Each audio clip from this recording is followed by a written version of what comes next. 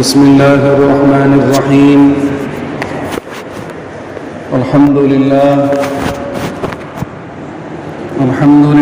نحمده ونستعينه ونستغفره ونؤمن به ونتوكل عليه ونعوذ بالله من شرور أنفسنا ومن سيئات أعمالنا. من يهده الله فلا مضل له ومن يضلله فلا هادي له. أشهد أن لا إله إلا الله وحده لا شريك له ونشهد أن محمدًا عبده ورسوله. صلى الله تبارك وتعالى عليه وعلى آله وأصحابه وبارك وسلم تسليما كثيرا كثيرا.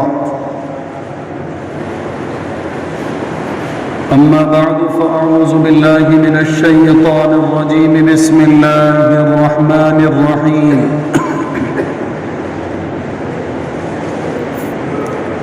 يا أيها الذين آمنوا اتقوا الله وقولوا قولا سديدا يصلح لكم أعمالكم ويغفر لكم ذنوبكم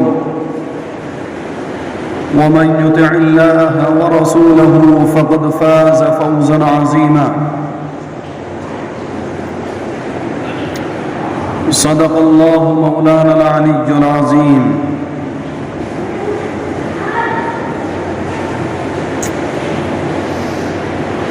محترم بزرگوں اور دوستو،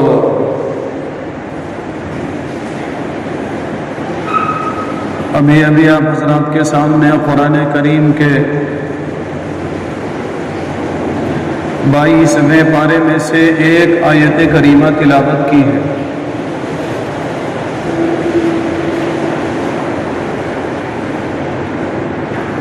اس آیت میں اللہ رب العزت نے بطور خاص ایمان والوں کو مخاطب فرمایا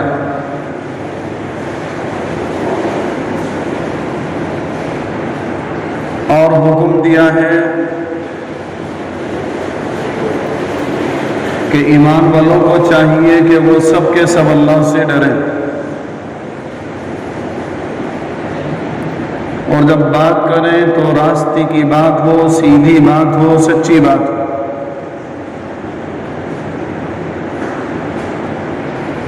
فرمایا اس بنیاد پر اللہ رب العزت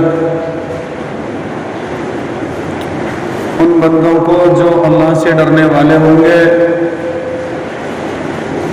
اور اپنے قول و قرار کے پکے اور سچے ہوں گے، اللہ تعالیٰ ان بندوں کو 3 انعامات سے نوازے گا.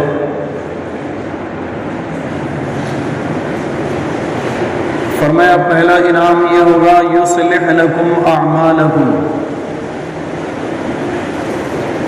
اللہ رب العزت ان کے اعمال کو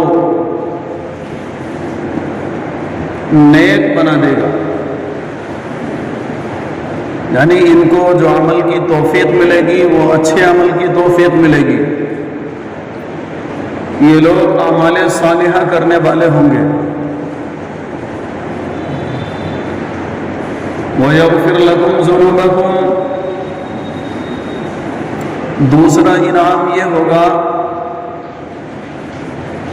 کہ پھر ان بندوں کے اللہ رب العزت گناہوں کو معاف فرما دے گا.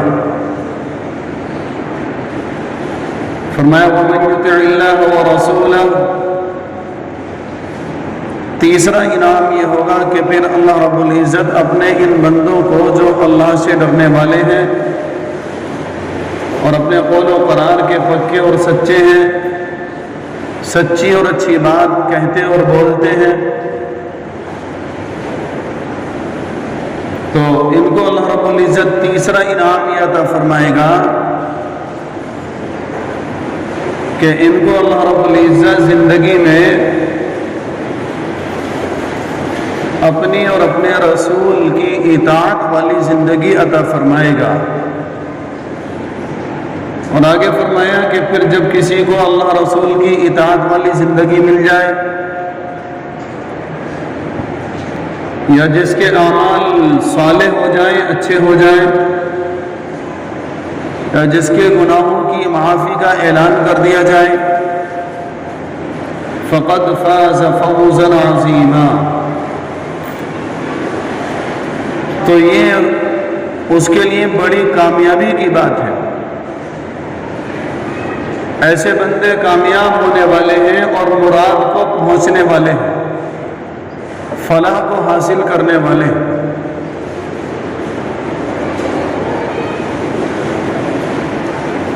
ایک موقع پر حضور اکرم صلی اللہ علیہ وسلم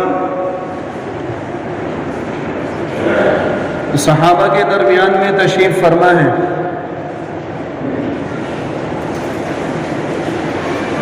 اور فرمایا الا اخبرکم، صحابہ سے کہا کہ تمہیں معلوم ہے، تمہیں خبر ہے بِأَكْبَرِ الْكَبَائِرِ، کون سے گناہ بڑے گناہ ہیں؟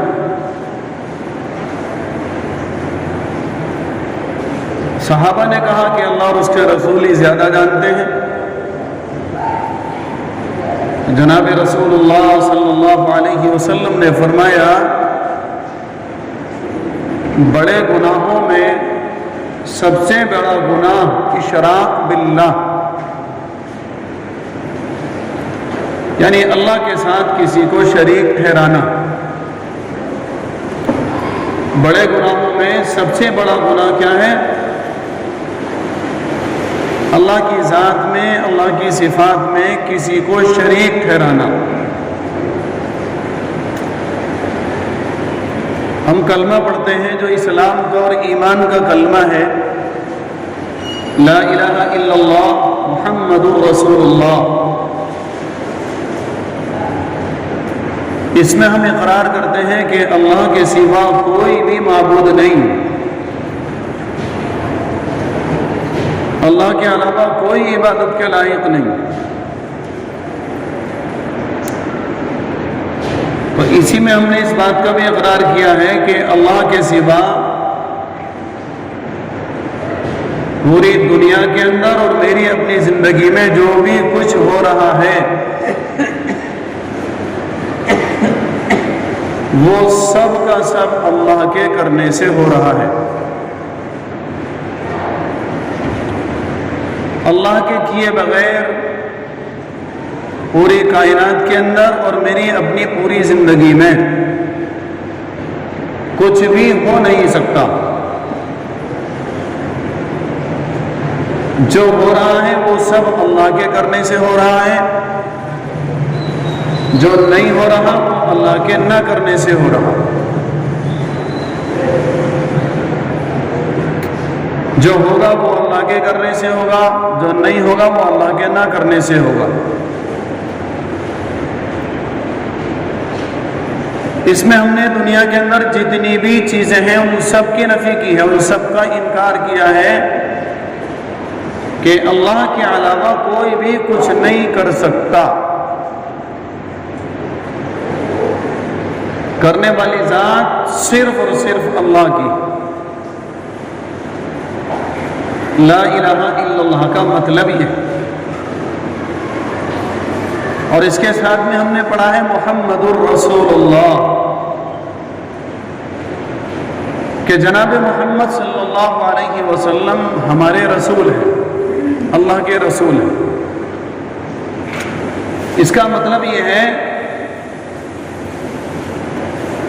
کہ تمام انسانوں کو کامیاب ہونے کے لیے اللہ کے رسول صلی اللہ علیہ وسلم کی اتباع اور اطاعت ضروری ہے۔ کوئی اللہ کا بندہ دنیا اور آخرت میں کامیاب ہونا چاہے اور وہ اللہ کے رسول کی اطاعت اور فرما برداری نہ کرے، فرمایا ایسا بندہ کبھی بھی کہیں بھی کامیاب نہیں ہو سکتا۔ دنیاوی اعتبار سے چاہے اس کے پاس کچھ بھی ہو، دنیاوی اعتبار سے چاہے وہ پوری دنیا کا مالک ہی کیوں نہ بن جائے، لیکن پھر بھی کامیاب نہیں ہو سکتا۔ اور اس بات کو سمجھنے کے لیے، سمجھانے کے لیے اللہ رب العزت نے بہت ساری مثالیں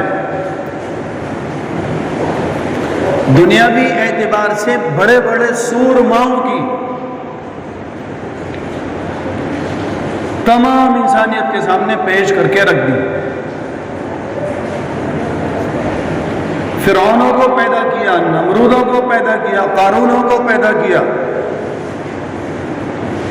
ابو جہل پیدا ہوئے۔ یہ دنیا کے بڑے بڑے سورما تھے۔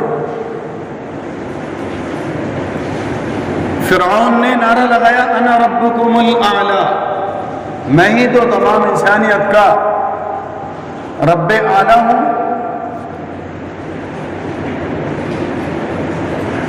لیکن انجام کیا ہوا؟ ساری دنیا نے اس وقت بھی دیکھا اور آج بھی دیکھ رہی اور قیامت تک دیکھتی رہے گی۔ اپنے آپ کو خدا کہلوانے والا بھی کامیاب نہ ہو سکا۔ ساری دنیا کے اندر مالی اعتبار سے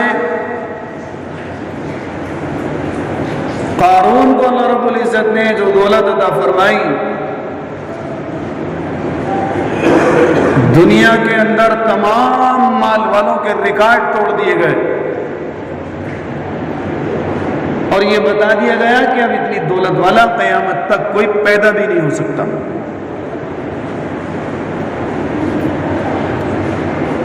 لیکن اللہ رب العزت نے جب قارون نے اللہ کی نہیں مانی، رسول کی نہیں مانی، تو دنیا کو دکھا دیا کہ مالی اعتبار سے دنیا میں تمام مالداروں کے ریکارڈ توڑنے والا سب کی آنکھوں نے دیکھا کہ ناکام ہو کر کے دنیا سے گئے، کامیاب نہ ہو سکا۔ تو فرمایا کہ ہم نے کہا محمد الرسول اللہ، کہ کامیابی جناب محمد الرسول اللہ صلی اللہ علیہ وسلم کے طریقے میں۔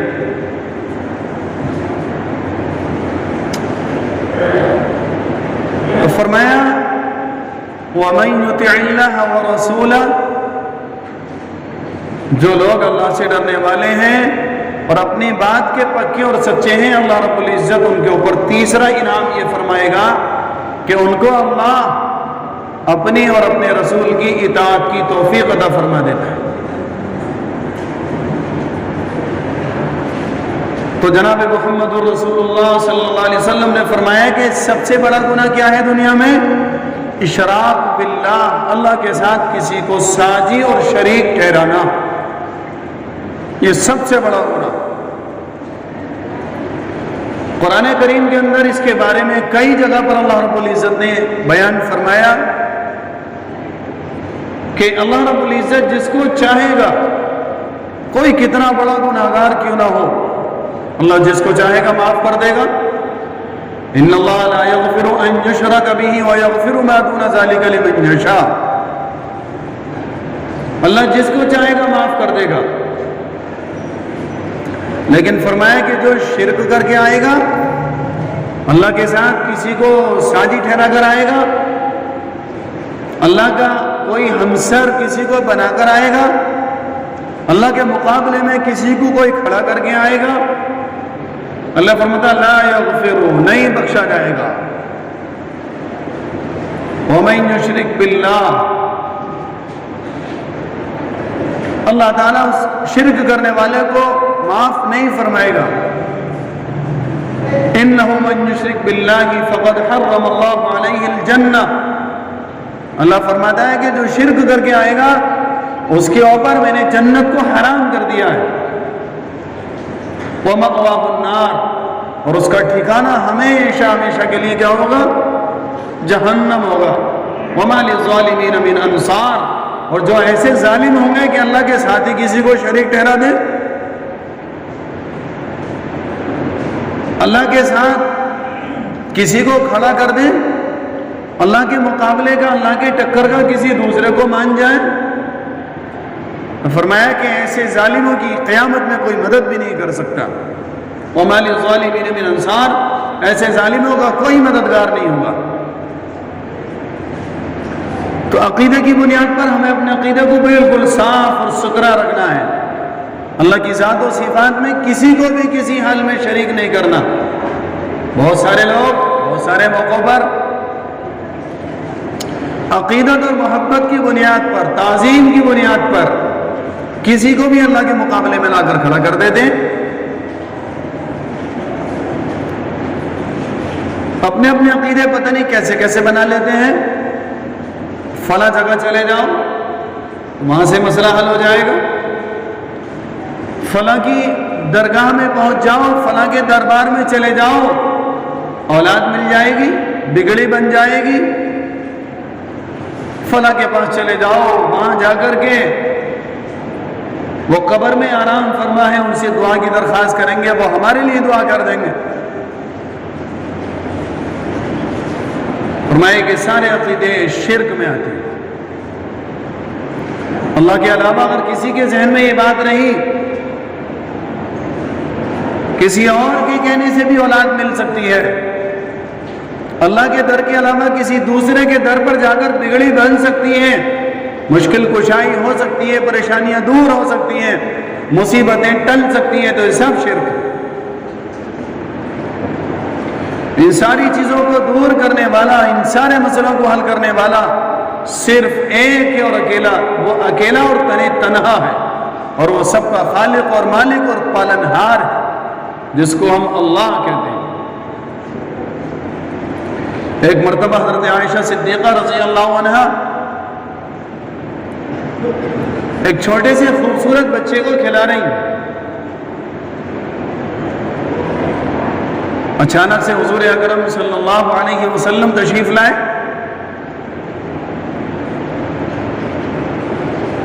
حضرت عائشہ صدیقہ رضی اللہ عنہ کی آنکھوں میں آنسو آئے اور کہا یا رسول اللہ، میرا یہ جی چاہتا ہے کہ یہ بچہ اپنا ہوتا، میرا یہ جی چاہتا ہے کہ یہ بچہ اپنا ہوتا. دیکھیے آپ اتفاق، حضور اکرم صلی اللہ علیہ وسلم نے 11 شادیاں فرمائی، اور یہ اکیلی حضرت عائشہ صدیقہ رضی اللہ عنہ تنہا اکیلی ہیں جو کنواری ہیں.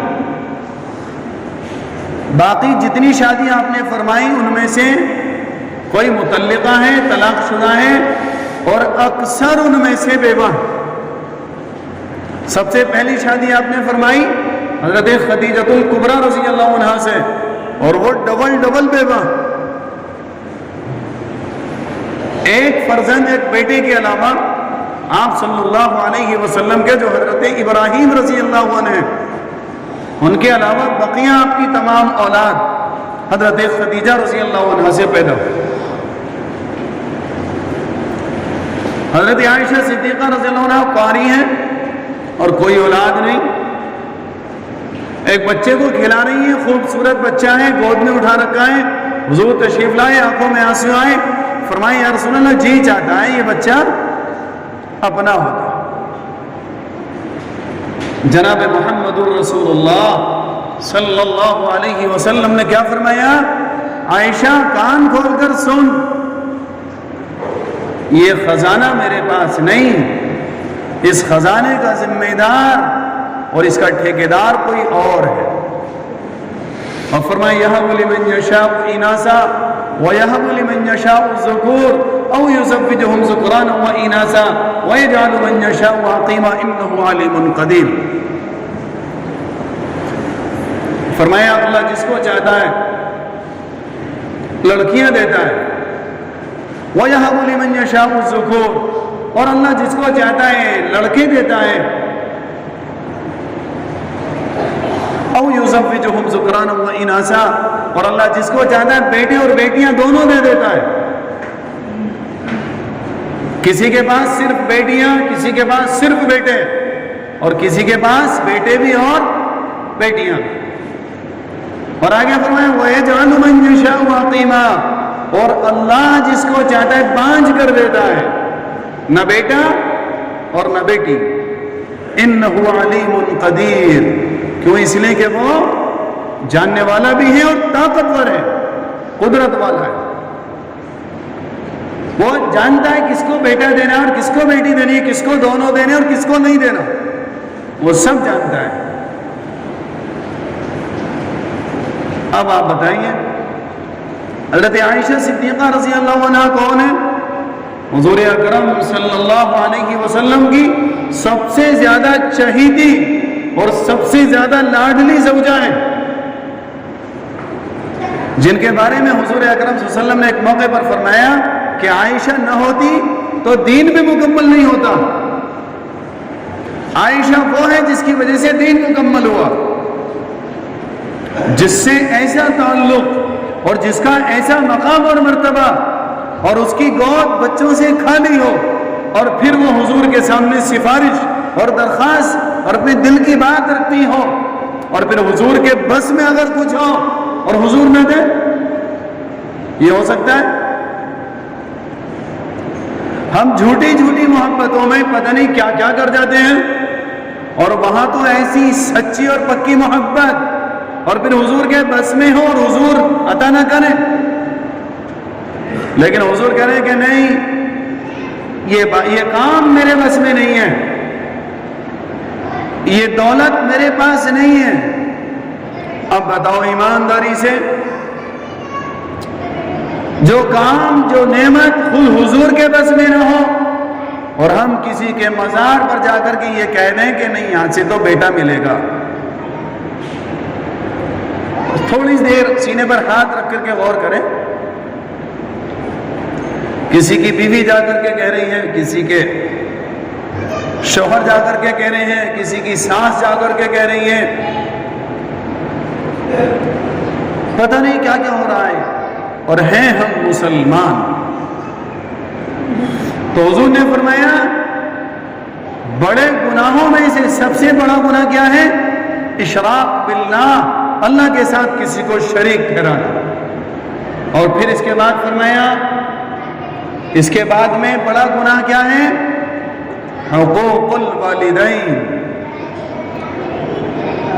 ماں باپ کے ساتھ ناانصافی کرنا، ماں باپ کا ادب نہیں کرنا، ماں باپ کی خدمت نہیں کرنا، یہ اللہ کے ساتھ شریک ٹھہرانے کے بعد سب سے بڑا گناہ۔ آج ہم غور کریں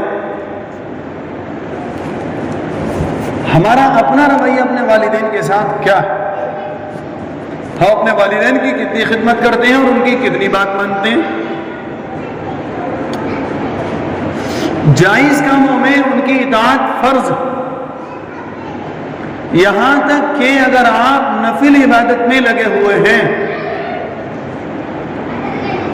اور ماں باپ آپ کو کسی چیز کا حکم دے رہے ہیں تو نفل عبادت آپ کو چھوڑنی ہوگی اور ماں باپ کے حکم کو پورا کرنا ہوگا، الا یہ کہ اگر وہ کسی گناہ کا حکم کریں تو پھر ان کی اطاعت نہیں کی جائے گی۔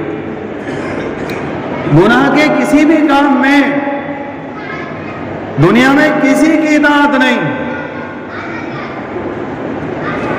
کوئی بھی گناہ کا کام ہے، ابو کہتے ہوں، امی کہتی ہوں، خالہ کہتی ہوں، ماموں کہتے ہوں، یا کوئی بالکل ایک دم دل کے قریبی دوست کہتے ہوں، لیکن ہے وہ کام گناہ کا، فرمایا کسی کی اطاعت نہیں، ٹھکرا دیا جائے گا، لات مار دی جائے گی کہ آپ کا یہ حکم نہیں مانا جائے گا، اس لیے کہ ہمیں اللہ نے اس سے منع کیا۔ ایک بندے نے اپنا حج کیا ہوا ہے اور وہ دوبارہ پھر نفلی حج کرنے کے لیے جانا چاہتا ہے، ماں باپ کی اجازت فرض ہے، نفلی حج کرنے کے لیے ماں باپ موجود ہیں، اسے اجازت لینا ضروری ہے۔ یہ ہو سکتا ہے کہ آپ نفل حج کے لیے جا رہے ہیں اور بوڑھے ماں باپ کو گھر کے اندر آپ کی خدمت کی ضرورت ہو، پوچھنا پڑے گا ان سے، وہ اجازت دیں گے تب آپ حج کو جائیں گے، اور انہوں نے اجازت نہیں دی آپ حج کو چلے گئے، حج قبول نہیں ہوگا۔ ابا جی کہتے ہیں، امی جی کہتے ہیں بیٹے نہیں آپ نے حج کر لیا ہے، اب ہم بوڑھے ہیں، اب تمہیں ہمارے پاس رہنے کی ضرورت ہے، حج کو نہیں جائیں گے آپ۔ ایک موقع پر حضور اکرم صلی اللہ علیہ وسلم کے پاس دو صحابی آئے، اگر عرض کہ یا رسول اللہ ہم آپ کے ساتھ جہاد کرنا چاہتے ہیں۔ حضور نے فرمایا اچھا، دیہات کے رہنے والے تھے، پوچھا کیا تمہارے والدین موجود ہیں؟ کہا جی یا رسول اللہ موجود ہیں۔ فرمایا ان کی خدمت کرو جا کر کے، یہ تمہارے لیے جہاد کرنے سے افضل ہے۔ تو حضور نے فرمایا بڑے گناہوں میں سب سے بڑا گناہ کون سا ہے؟ اللہ کے ساتھ کسی کو شریک ٹھہرانا، اور پھر دوسرا گناہ ماں باپ کی نافرمانی کرنا۔ قرآن نے بیان کیا وَقَضَىٰ رَبُّكَ أَلَّا تَعْبُدُوا إِلَّا إِيَّاهُ وَبِالْوَالِدَيْنِ إِحْسَانًا، تیرے رب کا یہ حکم ہے، تیرے رب کا یہ فیصلہ ہے کہ اللہ کے ساتھ کسی کو شریک نہیں کرنا، عبادت صرف اسی کی کرنا۔ اللہ تعبدوا الا اياه، اللہ کے علاوہ کسی کی عبادت نہیں۔ وبالوالدین احسانا، اور پھر اس کے بعد میں اپنے والدین کے ساتھ اچھا سلوک کرنا۔ اما یبلغن عندک الکبر احدهما او کلاهما فلا تقل لهما اف، تمہارے والدین میں سے دونوں یا دونوں میں سے ایک بڑھاپے کو پہنچ جائیں، ان کے مزاج میں چڑچڑاہٹ پیدا ہو جائے گی، کڑکڑاہٹ پیدا ہو جائے گی، تم اچھا کام کر رہے ہو تو انہیں برا لگ رہا ہوگا، بچہ تمہارا کھیل رہا ہوگا تمہیں اچھا لگ رہا ہوگا، انہیں ناگوار ہو رہا ہوگا۔ سنو، وہ اگر تم سے اس حالت میں کچھ بھی کہیں فلا تقل لهما اف، تو تم لوٹ کے انہیں اف بھی مت کہنا۔ کیوں؟ اس لیے کہ وہ تمہارے اماں ابا ہیں، وہ تمہارے دنیا میں وجود بخشنے کا ذریعہ ہے۔ اگر وہ نہ ہوتے تو تم آتے کیسے؟ ان کے ذریعے سے اللہ رب العزت نے تمہیں یہ وجود بخشا ہے جو تم ایک آج اچھے اور خوبصورت انسان نظر آ رہے ہو۔ اس لیے فرمایا کہ اللہ کے بعد میں سب سے بڑا حق خدمت کا جو ہے تمہارے اوپر، وہ تمہارے ماں باپ کا ہے۔ اس کے بعد میں اور بھی گناہوں کا ذکر حضور اکرم صلی اللہ علیہ وسلم نے اس حدیث میں فرمایا۔ زندگی رہی تو انشاءاللہ بعد میں بات ہوگی۔ اللہ رب العزت ہم سب کو ان باتوں پر عمل کی توفیق عطا فرمائے۔ وآخر دعوانا الحمدللہ رب العالمین۔